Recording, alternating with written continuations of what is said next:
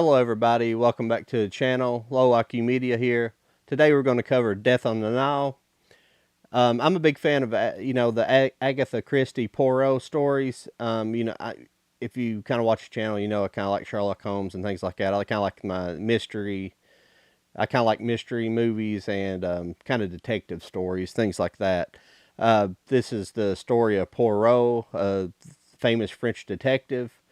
And this movie was directed by Kenneth Branagh, and it also stars Kenneth Branagh and Gal Gadot and numerous other people. And I'm kind of here to kind of talk about it a little bit and kind of explain um, some of the things I didn't really like about it. You probably think, well, you do a lot of negative stuff. You talk about a lot of negative things in movies, and I like to be honest. I don't like to, cream coat everything. I don't like to sugarcoat everything, and I like to be honest about it when I see, movies that I don't necessarily hate, but there's definitely a lot of flaws. I see a lot of flaws in modern movies, and from the filmmaking perspective to the writing, it's mostly a lot of writing. It's just not up to par from where it used to be, and maybe it's just because my views kind of skewed right now because been watching a lot of older movies. But to get things started, I went to see Nightmare Alley originally, and I got into the theater, and the trailer started. Well, it's actually kind of the pre-trailers in your theaters where they show commercials, and once the pre-trailers stopped, the screen went blank, and so I sat there for a couple minutes, and I was like, well, so I went to the lobby and said, well, the movie hadn't started. So the woman there got on the radio, and so I went back to my seat and went back to the theater thinking it was going to be playing by the time I got in there. So I sat down for 5 more minutes, still black screen. I went back out, and they said, hey, we lost the codes to this movie. Movies now are shown digitally. They're just on a hard drive. They don't have the platter system, or they're not real systems, obviously. So they're all digitally shown. So they have, but from the distributor, they get codes that allows them to play the movie, just like an access code. And I guess they had lost, their access code had run out. So they were feverishly trying to call the company, but they couldn't get a hold of the person they're trying to email. So she was like, well, we'll just refund it. And I said, well, is Death in the Nile playing? It's one I kind of wanted to see, but I'd wanted to see Nightmare Alley more in the theater at least. So she's like, yeah, it's starting like right now. I was like, so I kind of went and grabbed my popcorn and went to the Death in the Nile theater. Still got to end up getting a pretty good seat. And so, and we begin our review, I guess. Um, Death in the as far as these last couple of movies, the Murder on the Orient Express with Johnny Depp, and now with this movie with Kenneth Branagh as Poirot. Neither one of them they actually title it Agatha Christie stories. I didn't even really see if it was in the. I didn't even really see it in the the credits leading up to the movie. Usually they say, well, it's based on Agatha Christie. I'm sure it was there somewhere, but I just didn't see it. I don't know why they're doing this because, this versus the original Poirot TV show version of Death on the Nile, there's similarities for sure, but they took some liberties and changed a few things. The biggest problem I have in starting out with the movie is this is kind of it's kind of an industry. It's something that's going on right now, and a lot of people might be familiar with it. But um, you see a lot of black actors being put into movies, and they're kind of put into time periods where they don't really necessarily fit as far as the leading roles or kind of the heroines or the people kind of out front. And I'm not trying to be racist by saying this, but the problem I have with this movie is there's a couple of black actresses who are in this movie, and it'd be perfectly fine if these people were written into the movie and it was written into properly, and these characters are actually given substance. And but the problem I have with it, it feels like it's a cut and paste job. It's like it feels like this script. I mean, obviously existed because it existed in book form, but it felt like this new script existed, and they decided they were going to make this movie, and they said, well, the studio stepped in and said, well, we got to have representation. We got to have this representation here. We got to have a couple black people here. It's too white. This movie's too white. So we need to, we need to add some actors. This is the problem I have with. It's not the problem with having black actors in your movie. I don't have a problem with that. But the problem is, it felt like cut and pasted. These characters felt like they kind of existed. They like overlaid them into the movie, and they just didn't fit. The movie starts out with one of the black actresses. Excuse me, let me look her name up. I apologize. Looks like it's Letitia Wright and Sophie Okonedo. They I can't remember which one plays. I think Sophia Okonedo. She plays basically a blues musician. She's a blues guitarist, and really I felt like that. And it starts out the movie with it really starts out the movie with Letitia Wright basically. That she's trying to get money from a club owner, and it's just, and I feel like, and they have like these like kind of over, like everybody's accent in the movie is pretty subtle, from wherever they're from, the different accents from kind of a worldly kind of movie. And I feel like their accents, their southern accents were over the top. They were very like they really stood out amongst all the other people. I was like, why are they doing this? But she's trying to demand money, and she's, kind of being the black person with an attitude, if you know what I'm saying. And like their attitudes throughout the movie are kind of like this the whole time, and they just don't fit in the movie, and not visually don't fit, but they just don't fit. Their characters just feel like they just feel like they're just kind of placed there. They're not really organic to the story. I mean, they're not in the original story. These characters are not in there. So, I'd have to go back and do a little bit more side to side comparison with the storylines and see what characters they did. But pretty much the core characters from the television show were there. But and it just didn't feel organic, and I felt like their involvement in the storyline was just, they were supposed to be there, and that's the problem I have. I want, if I want these characters to be, if I want these actors and actresses to be put in there, I want it to be a well written part. I don't want to feel like they were stuck there just because of, affirmative action, and that's, I know it sounds bad, but I have to be truthful about this because they just didn't feel right. But she's a blues musician. Sophia Okonedo is a blues musician basically, and their music feels out of place. I think this movie's supposed to take place in the 30s. I think it's pre World War II, maybe late 20s, early 30s. But she's playing like almost like a rock riff, something you'd hear in the 50s. It just doesn't make sense. And the scene opens up, it's like the movie was supposed to open differently. So we get that out of the way. These two characters really don't, they really don't add any substance to the story.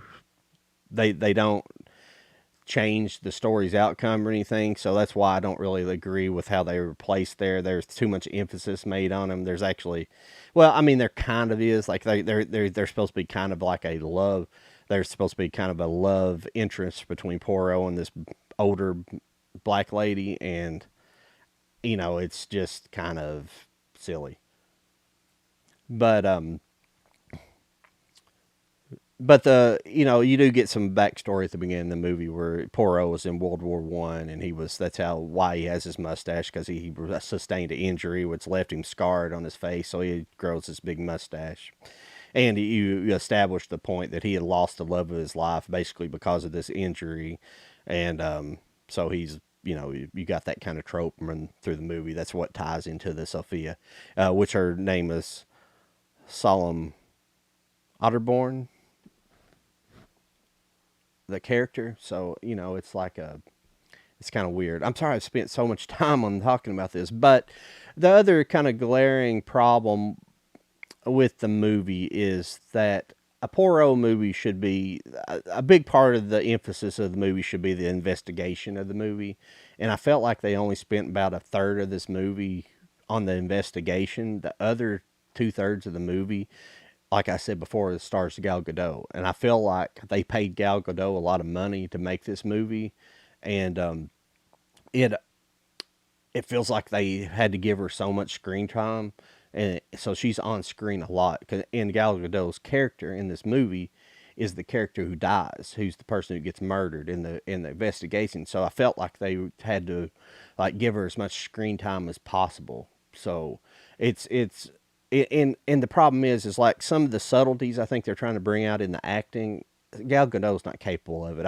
I'm gonna be honest with you. I don't think she's a good actress, because the reason why I say this, and I see this in a lot of actors these days, is actors don't play roles; they play themselves. And Gal Gadot just plays herself. Even if she's a Wonder Woman, she's playing Gal Gadot. And if she's playing this character, she's playing Gal Gadot. Because the one thing is, great actresses can change their accents. And so she's using her native accents, which I guess technically in this movie might be fine. But technically, this character is a British character, and she's like using her native accent. I always forget where she's from exactly. I don't know if she's. I think Gal Gadot is. I can't remember where she is. But she always has her native accent. She never changes her accent, and the best, great actresses and actors, can do different accents. That's not the only thing that makes them a great actress. I mean, there were some actresses that probably clearly couldn't do it, but I mean, I don't know. I mean, I just feel like you always get Gal Gadot. And in this movie, most of the time, all the shots set up for her are just like these glamour shots. So she's always, she's the beautiful heroine. So basically, what's going on in the movie is Gal Gadot's character.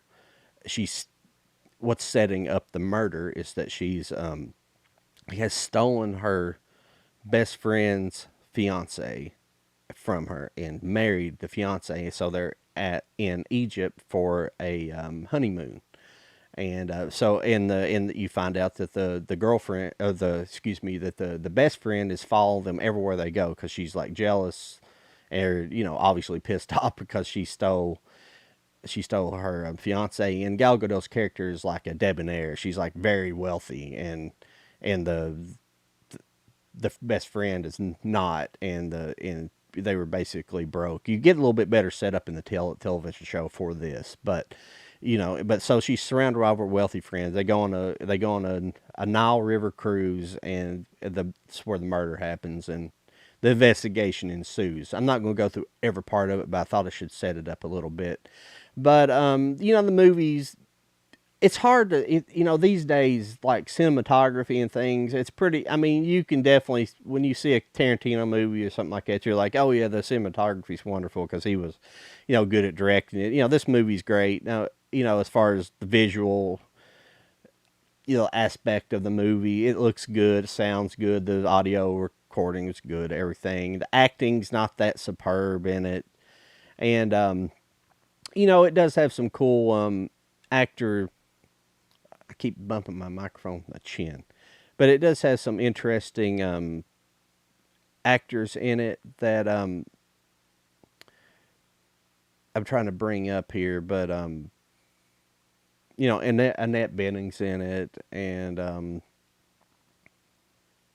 Russell Brand was in it, and the lady I just talked about, Dawn French, the other day in my last video, she's in it from the Vicar of Dibley, if you remember.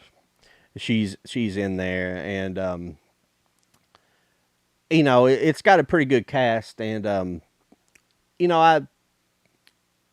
it was enjoyable to watch, but it really is enjoyable the last probably half of the movie to third, last half to third of the movie, when after the murder. Not so much because of Gal Gadot, because I mean she does what she does in the movie, but but it's just it's just kind of, I just think there's some, I just think her acting, it's just overacting almost. And this is the point I wanted to make. It's like in older movies, you tend to see actors like in a role like this, you'd want to establish that I would want to establish that the person is, she's, nice to some people, and she comes off as like a really great person to some people, and then the other people she's kind of a villainous type person.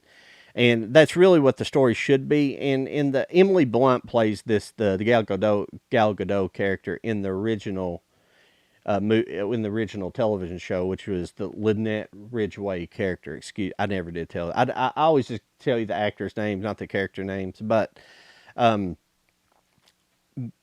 but I don't think Gal Gadot's a good enough actress. Oh, and what I was saying about Emily Blunt really didn't pull this off either. Like they didn't really. I mean, maybe it's not really written to be like this, but a good director in a movie would almost try to tease you a little bit about this, and almost like with subtleties of different different facial shots and different facial expressions. You can kind of you can establish that this person one way to the X, and I just don't think Gal Gadot is a good enough actress to pull that off. But there's another big glaring problem with this movie is actually Kenneth Branagh. Um, in the original series, you can understand Poirot. He's kind of talks fast. He's kind of a fast talker, and he's got kind of a that French accent. But you can understand the actor in the television show. Kenneth Branagh. The problem I had is even being in the theater with adequate audio. It was the audio level was good, loud, like it should be in a theater. And I had trouble. I had trouble understanding Poirot in the movie. I couldn't make out some of the stuff. I had to like actually concentrate on it, and it just wasn't articulated very well. I don't know if Kenneth Branagh jumped into this role after maybe Depp wasn't able to do it because of all the controversy going on with him right now. I don't know exactly what happened. I don't know. I think he does a pretty good job as Poirot. I don't. Um, I think I just don't. I think the acting's all right. It's fine, but I'm trying to think the way you talk, how you what you say about how they enunciation, but the way he enunciated with the accent just didn't work for me. It was kind of comes out mumbled. It sounded mumbled throughout the movie, and I really didn't enjoy that at all. So it has those little subtleties like that. It just made it, just as somebody that watches a lot of movies, stuff like this flies out at me real quick. And I went on about this at the beginning, and I'll probably come off as a racist to some people, but I'm just putting out there that it's not that. I don't have any problem with some of these characters being added. I think in some historical sense, I know what's the movie out right now with the movie out right now is called Cyrano. And in that period of time, I don't think it's just not. I don't think black people will be prominently, and I'm not saying that. It's just the time period. It's historical. I'm not talking about it, but I don't think these people would be represented like that. I know it's horrible to say, but we live in a European society. We're a white society, or was a white society, but that's part of what's going on right now. But I don't want to get into that. But this movie, as far as my IQ ranking, I can't give it more than 100. I'll give it 100 IQ rating for this. I'll pop this up on the screen here. It's something I've been doing here lately. Been wanting to do more, but my IQ rating for this movie is only going to be 100 because it's just not.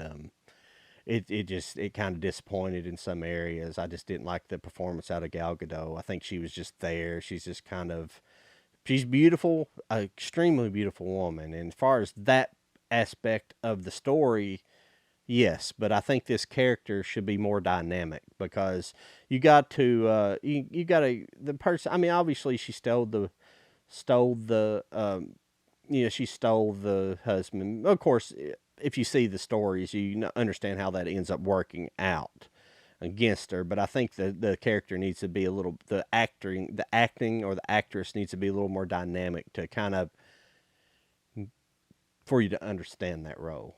You know, her opening scene when she comes into the movie is just her like this big glamour scene where it's like big, like basically flash bulbs going off and her entering this club where, where the blues musicians playing, and it's just like, and also in the movie there's a lot of sex talk. There's like an overemphasis of sex, which is, not indicative of the times, really. I mean, maybe that's more portrayed, but I mean, in reality, it probably was, because you understand this is the 30s. This is going into the Great Depression, coming out of the Roaring Twenties, where it's really what I call the birthplace of feminism. They, for multiple reasons, but it's just, I thought it was inappropriate, the talk. I mean, there's established in the television show that she is a very sexual person. I think that's why they did it. But you can do that kind of stuff visually and not